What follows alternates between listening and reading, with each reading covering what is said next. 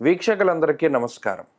మార్చి నెలలో ద్వాదశ రాశుల వారికి ఏ విధమైనటువంటి ఫలితాలు కలగబోతున్నాయో ఈ వీడియో ద్వారా తెలుసుకునేటువంటి ప్రయత్నం చేద్దాం. క్రోధీనామ సంవత్సరంలో చిట్ట చివరి మాసం ఈ మార్చి నెల. ఈ పాల్గొన మాసంలో గ్రహ సంపత్తిని గనక మనం పరిశీలనం చేస్తే గురుడు వృషభ రాశి యందు సంచారం చేస్తూ ఉన్నారు. మిథునమందు కుజుని యొక్క సంచారము కొనసాగుతూ ఉన్నది. కన్యారాశి యందు కేతుగ్రహం సంచారాన్ని ఆయన కొనసాగిస్తూ ఉన్నారు. అలాగే ఈ నెల మార్చి 15వ తారీఖు వరకు కూడా కుంభరాశి యందు రవి శనేశ్వరుడితో కలిపి సంచారం చేస్తూ 15వ తారీఖు నాడు మీనరాశిలోకి రవి యొక్క ప్రవేశం అనేటువంటిది జరగబోతూ ఉన్నది. అలాగే ఈ మాసం చివరిలో 29వ తారీఖున శనేశ్వరుడు తన యొక్క స్వక్షేత్రమైనటువంటి కుంభరాశిని వదిలిపెట్టి మీనరాశిలోకి ఆయన యొక్క సంచారాన్ని ప్రారంభం చేస్తారు. అప్పటికే మీనరాశిలో రాహువు, బుధుడు, శుక్రగ్రహాలు మీనరాశిలోని ఈ మాసం ప్రారంభం నుండి తమ యొక్క సంచారాన్ని కొనసాగిస్తూ ఉన్నటువంటి తరుణంలో రవి, శనేశ్వరుడు అలాగే చంద్రుడితోటి కలుపుకొని మీనరాశి యందు ఈ మాసం చివరిలో అనగా 29వ తారీఖు లగాయితూ ఒక 2.5 రోజుల పాటు షష్టగ్రహ కూటమి అనేటువంటిది జరగబోతూ ఉన్నది.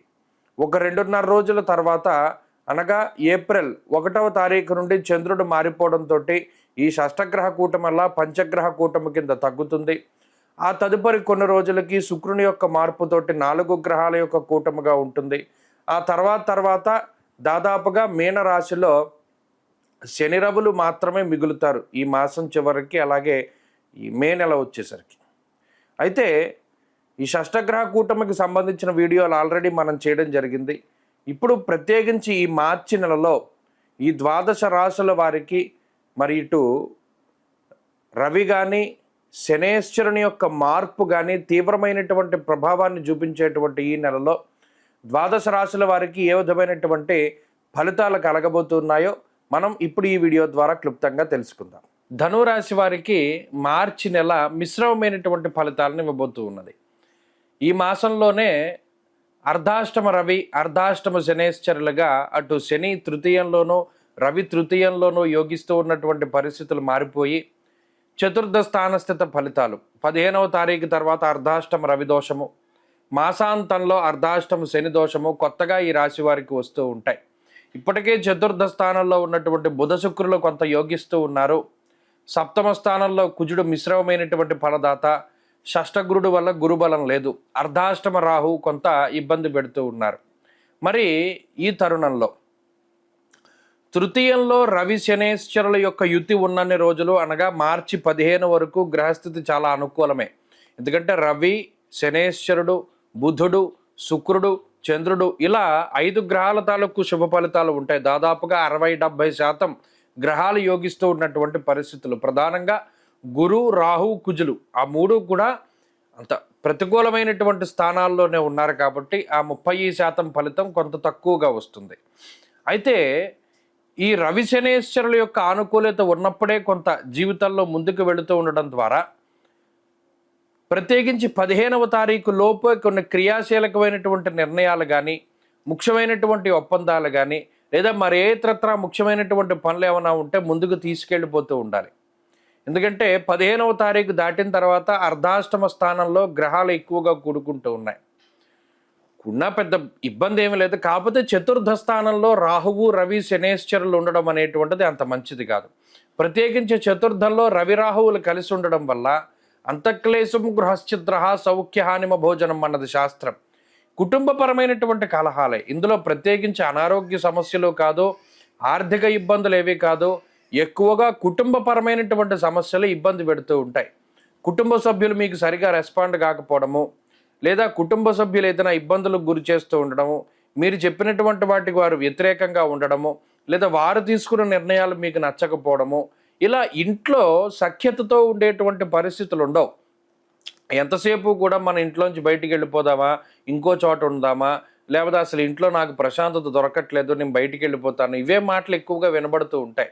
ఎక్కువ దెబ్బలాట్లు, కొట్లాట్లు, అరుచుగోడాలు, తిట్టుగోడాలు ఇవి ఇంట్లోనే ఎక్కువగా ఉంటాయి.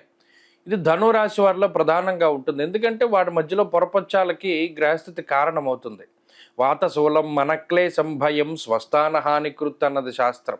అటు చతుర్థమందు రాహువు కూడా చిత్తభ్రంశం వాతరోగ అన్నాడు.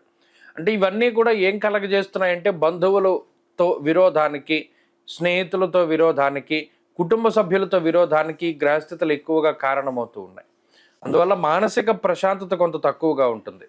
దీని తర్వాత ఈ గ్రహస్థితి ఎక్కువగా ఉద్యోగపరమైనటువంటి విషయాలపై ప్రభావాన్ని చూపెడుతూ ఉంటుంది. ఉద్యోగ మార్పు, స్థానచలనము, లేదా విద్యలో అంటే ఇది చదువుకునేటువంటి వాళ్ళలో కొంత డిస్టర్బెన్సెస్, ఏకాగ్రత లోపానికి కూడా అవకాశాన్ని కల్పిస్తూ ఉంటుంది. అంతేగాక ఈ గ్రహస్థితి ప్రత్యేకించి ఏదైనా దూరత్రా వెళ్ళాలి, వేరే దేశం వెళ్ళి చదువుకోవాలి అనేటువంటి వాళ్ళకి కూడా కొన్ని అవాంతరాలని కలిగిస్తూ ఉంటుంది. ఆ విషయంపై చాలా శ్రద్ధ చూపెడుతూ ఉండాలి. కాబట్టి ధనురాశి వారికి ఏంటి అంటే ఈ మార్చి నెల కొంత మిశ్రమమైనటువంటి మాసము.